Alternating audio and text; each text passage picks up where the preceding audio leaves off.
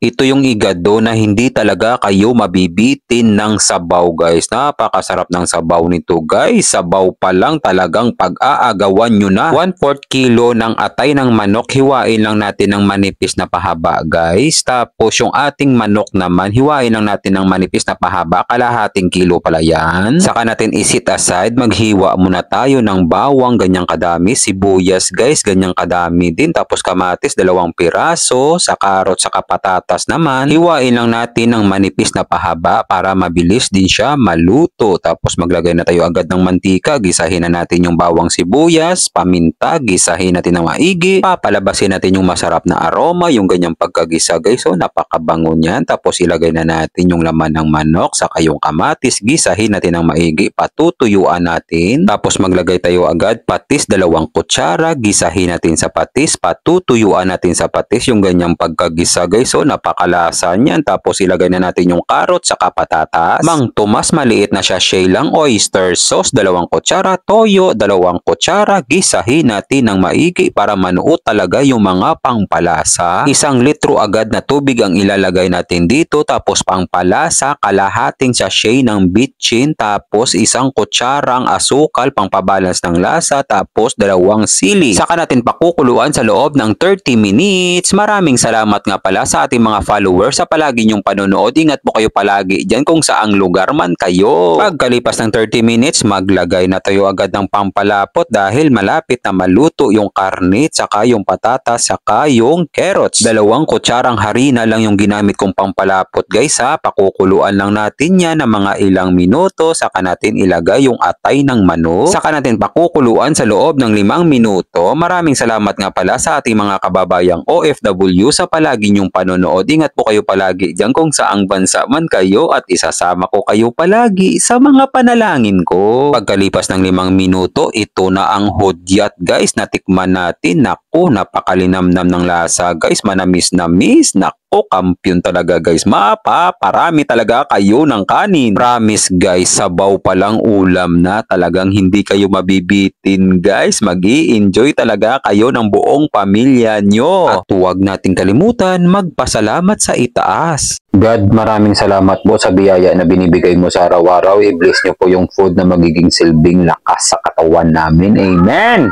Kain tayo guys! Kain Pinas! Yun guys oh. Igadong masabaw. Hindi talaga kayo mabibitin guys sa sabaw kapag ito yung lulutuin nyo. Kuha muna tayo ng atay. Paborito ko kasi yan guys, atay ng manok. Yan. First bite guys para sa inyong lahat.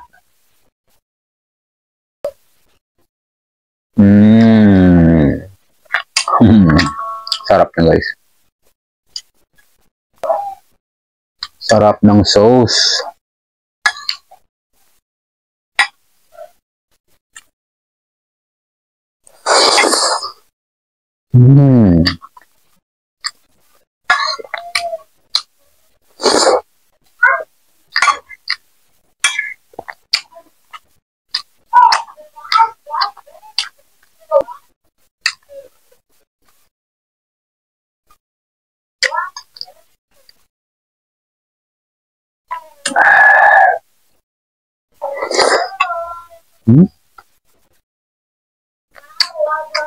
Sarap na guys.